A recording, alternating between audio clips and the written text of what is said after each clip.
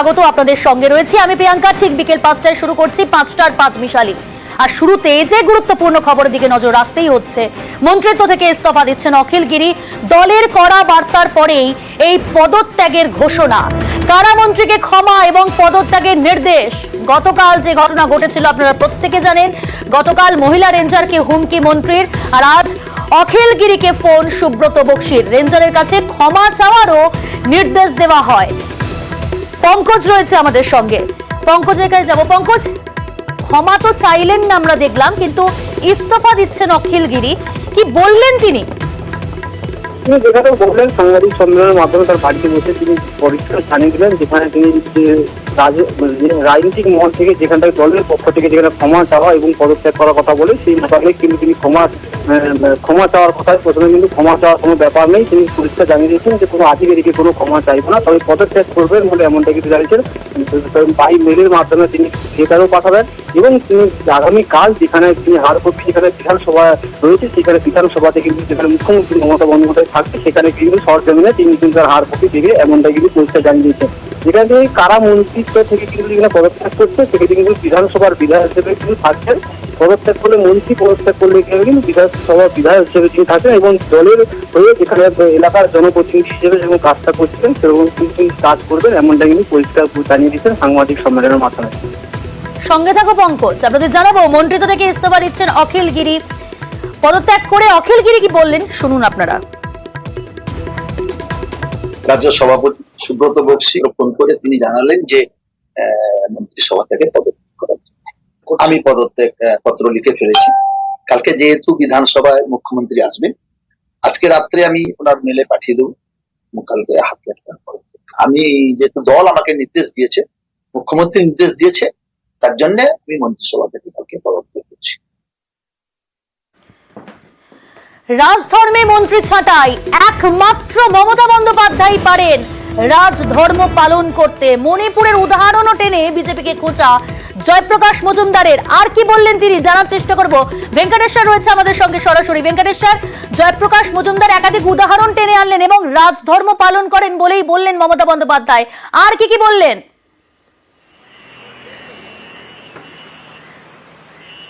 দেখো, তৃণমূল কংগ্রেসের শীর্ষ নেতৃত্ব তারা যেটা বলছেন যে তৃণমূল সুপ্রিমো থেকে দলের শীর্ষ নেতৃত্ব দলীয় নেতাকর্মীদের বারবারই সংযত থাকার বার্তা দেন, কিন্তু তারপরেও যদি সেই সংযত জায়গা থেকে কারোর যদি বিচ্যুতি হয়, সেক্ষেত্রে দল যে রেয়াত করবে না, সে ঘটনা কিন্তু আজকে আবার প্রমাণ করলো। কারণ তুমি জানো যে অখিল গিরি ইস্যুতে তৃণমূল শীর্ষ নেতৃত্ব দল যে তাদের পাশে নেই সেটা যেমন স্পষ্ট করেছেন, পাশাপাশি রাজধর্ম পালন করা হলো এই অখিল গিরি ইস্যুতে, এমনটাও কিন্তু রাজনৈতিক মহল মনে করছে। যদিও অখিল গিরি তার যে বক্তব্য সেখানে তুমি জানো, যেখানে তিনি বলেছেন যে তিনি ক্ষমা চাইবেন না, ওই মহিলা রেঞ্জারের কাছে ক্ষমা চাইবেন না, কিন্তু তিনি পদত্যাগ করবেন। অর্থাৎ অখিল গিরি ভাঙলেন তবুও মচকালেন না। অখিল গিরির এই বক্তব্য কার্যত নজরে এসেছে তৃণমূলের শীর্ষ নেতৃত্ব। অর্থাৎ তিনি যে জানিয়েছেন যে ক্ষমা চাইবেন না, দল এ ব্যাপারে আলোচনা শুরু করেছে, এমনটাও কিন্তু জয়প্রকাশ মজুমদার জানিয়েছেন। অর্থাৎ তৃণমূল কংগ্রেসের শীর্ষ নেতৃত্ব অখিল গিরির পাশে নেই, যে কথা গতকাল কুণাল ঘোষ থেকে শুরু করে অনেকেই বলেছিলেন যে অখিল গিরি যেভাবে মহিলা রেঞ্জারকে তার সঙ্গে ব্যবহার করেছেন, তাকে শাসিয়েছেন, তাতে দল অনুমোদন করে না। আর আজকে একেবারে তৃণমূল কংগ্রেসের রাজ্য সভাপতি সুব্রত বক্সি প্রথমে অখিল গিরিকে ফোন করেন, সেখানে মহিলা রেঞ্জারকে কাছে নিঃশর্ত ক্ষমা চাইতে হবে এবং দলকে পদত্যাগ পত্র পাঠানোরও কথা বলেছিলেন। তার পরিপ্রেক্ষিতে অখিল গিরি তিনি জানিয়েছেন যে তিনি পদত্যাগ করবেন, কিন্তু তিনি ক্ষমা চাইবেন না। অর্থাৎ অখিল গিরির এই যে ক্ষমা না চাওয়ার বিষয়টা নজরে এসেছে তৃণমূল কংগ্রেস নেতৃত্বের, এবং সেখানে জয়প্রকাশ মজুমদার স্পষ্ট করে দিয়েছেন যে তৃণমূল কংগ্রেস এক্ষেত্রে একেবারে রাজধর্ম পালন করেছে এবং অখিল গিরির ক্ষমা না চাওয়ার বিষয়টিও আলোচনা করা হচ্ছে। অর্থাৎ অখিল গিরিকে ক্ষমা চাইতেই হবে, যেটা দলের শীর্ষ নেতৃত্ব। আরো বড় কোনো পদক্ষেপ নিতে পারে দল অখিল গিরির বিরুদ্ধে, যেহেতু তিনি ক্ষমা চাইলেন না? একদমই এবং জয়প্রকাশ মজুমদারের যে ইঙ্গিত তাতে কিন্তু স্পষ্ট যে অখিল গিরির পাশে শুধু পাশে থাকা নয়, তাকে পদত্যাগ করানো নয়, সেক্ষেত্রে অখিল গিরির বিরুদ্ধে আগামী দিনে আরও কোনো বড় সিদ্ধান্ত নিতে পারে তৃণমূল কংগ্রেস, এমনটাও কিন্তু আজকে জয়প্রকাশ মজুমদার তিনি ইঙ্গিত দিয়েছেন। তিনি বলেছেন যে অখিল গিরি যেটা ক্ষমা না চাওয়ার বিষয়টি তিনি বলেছেন যে তিনি ক্ষমা চাইবেন না, সেই বিষয়টা দলের নজরে এসেছে এবং সেক্ষেত্রেও তার এই বক্তব্য খতিয়ে দেখা হচ্ছে, এমনটাও কিন্তু তৃণমূল নেতৃত্ব তারা স্পষ্ট জানাচ্ছেন। পাশাপাশি রাজধর্ম পালন করা হলো, যেটা অখিল গিরির ইস্যুতে সামনে এসেছিল, যেভাবে মহিলা রেঞ্জারকে হুমকি দেওয়া হয়েছিল, তাকে শাসানো হয়েছিল, সেই জায়গায় দাঁড়িয়ে অখিল গিরি সঙ্গে দল একমত নয় এবং তৃণমূল কংগ্রেস নেতৃত্ব, তৃণমূল সুপ্রিমো বারবারই দলীয় নেতাকর্মীদের সংযুক্ত থাকার বার্তা দেন। তারপরেও কারোর যদি এর থেকে বিচ্যুতি হয় সেক্ষেত্রে দল যে রেয়াত করবে না, আজকে অখিল গিরির প্রসঙ্গটি নিয়ে একেবারে সে কথাও স্পষ্ট করে দেওয়া হয়েছে তৃণমূল কংগ্রেসের পক্ষ থেকে। সব মিলিয়ে বলা চলে রাজনৈতিক পর্যবেক্ষকদের একাংশ বা তৃণমূলের শীর্ষ নেতৃত্ব তাদের বক্তব্য যে এর আগেও এই ধরনের রাজধর্ম পালন করা হয়েছে তৃণমূল কংগ্রেসের পক্ষ থেকে, অখিল গিরি ইস্যুতেও তৃণমূল কংগ্রেস রাজধর্ম পালন করেছে এবং আগামী দিনে যদি কেউ এই ধরনের আচরণ করে থাকে তাকেও রিয়াক্ট করা হবে না। একেবারে স্পষ্ট বার্তা কার্যত বলা যেতে পারে, তা স্পষ্ট হলে অনেক ধন্যবাদ ভেঙ্কটেশ্বর। রাজধর্মে মন্ত্রী ছাড়াই একমাত্র মমতা বন্দ্যোপাধ্যায় পারেন রাজধর্ম পালন করতে। মণিপুরের উদাহরণ টেনেই বিজেপিকে খোঁচা জয়প্রকাশ মজুমদারের।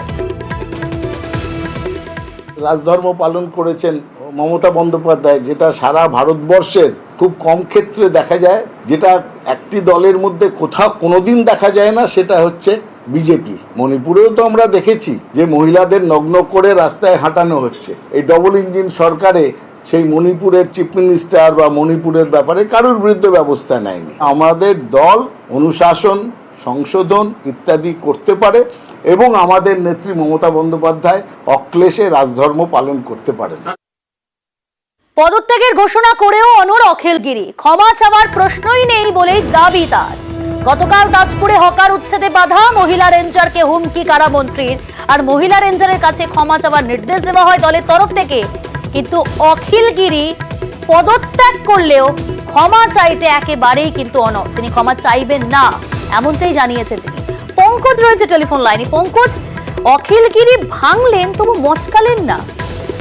হ্যাঁ, একেবারে তোমার কথাটাই কিন্তু যে ভাঙলেন অথচ মচকালেন না, তিনি কষ্ট করে তিনি আজকে সাংবাদিক সম্মেলনের মাধ্যমে তিনি কিন্তু তার বাড়িতে বসেই তিনি পরিষ্কার জানিয়ে দিলেন কোনো আধিকারিকের কাছে ক্ষমা চাওয়ার কোনো প্রশ্ন নেই।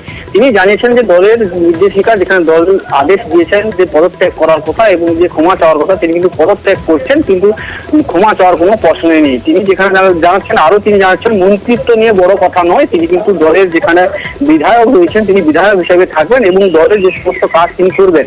সেক্ষেত্রে আরো তোমাকে জানিয়ে তুমি যে জানো যে গতকালকে যে ঘটনা, যেখানে যে তাজপুরে জলদাতে যে হকার উঠছে, যেখানে সাধারণ মানুষ তাদের কিন্তু তাদের পাশে দাঁড়িয়েছিলেন অখিল গিরি, এমনটাই কিন্তু জানিয়েছেন, যেখানে মানবিক মুখ্যমন্ত্রী তিনি এই নির্দেশিকা যে দিয়েছেন এইটা নিয়ে কিন্তু তিনি আরো অনুরক্ত হয়েছেন, যেখানে তিনি আরো পরিষ্কার করে জানিয়ে দিচ্ছেন পাশে থাকাতেই কিন্তু এইরকমই আমার যে পদত্যাগের কথা দল থেকে নির্দেশ দিয়েছে তিনি মানলেন। তিনি দল থেকে পদত্যাগ করলেন, দল থেকে নয় সরি, যেখানে মন্ত্রিত্ব থেকে কিন্তু পদত্যাগ করছেন, কিন্তু তিনি বিধায়ক হিসেবে বিধায়ক থাকছেন। তিনি দলের যে বিধায়ক, তিনি রামনগরের বিধানসভার বিধায়ক, তিনি বিধায়ক হিসেবে থাকছেন। যেরকমটাই তিনি তার কাজ করছেন রাজনৈতিক মহলে, সেরকমই কিন্তু কাজ করবে এলাকার জনপ্রতিনিধি হিসেবে। তবে তিনি পরিষ্কার এটাও তিনি জানিয়ে দিলেন কোনো আধিকারিকের কাছে কোনো ক্ষমা চাইবেন না, এটা পরিষ্কার তিনি সাংবাদিক সম্মেলনের মাধ্যমে জানিয়ে দিয়েছেন। বেশ, পদত্যাগের ঘোষণা করেও অনড় অখিল গিরি কি বলছেন শুনুন। আমি কখনো আধিকারিকের কাছে ক্ষমা চাই না, আমার রাজনৈতিক জীবনে কোনদিন আধিকারিকের কাছে ক্ষমা চাই না, আর ক্ষমা চাওয়ার কোনো প্রশ্নই উঠে না। আমিও ওতে কোনো অনুতপ্ত নেই, আমি কখনো ভেঙে পড়ি না, আমি কখনো হতাশ। আমি নিজের জনপ্রতিনিধি হিসেবে লড়াই করবো, আমার কাছে যদি কোনো পদও না থাকে।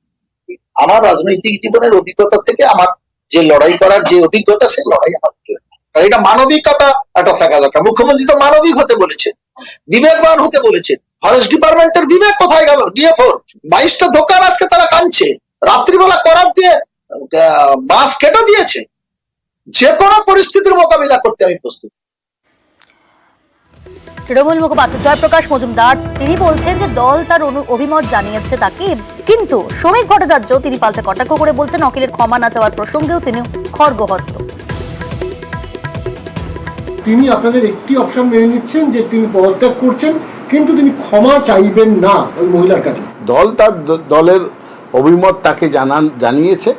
পরবর্তী ক্ষেত্রে দল সেই ব্যাপারেও সিদ্ধান্ত নেবে। না, উনি ক্ষমা চাইতেন কেন? সর্বত্র তৃণমূল কংগ্রেস যে কাজ করে অখিলগিরিও সেই কাজ করেছে।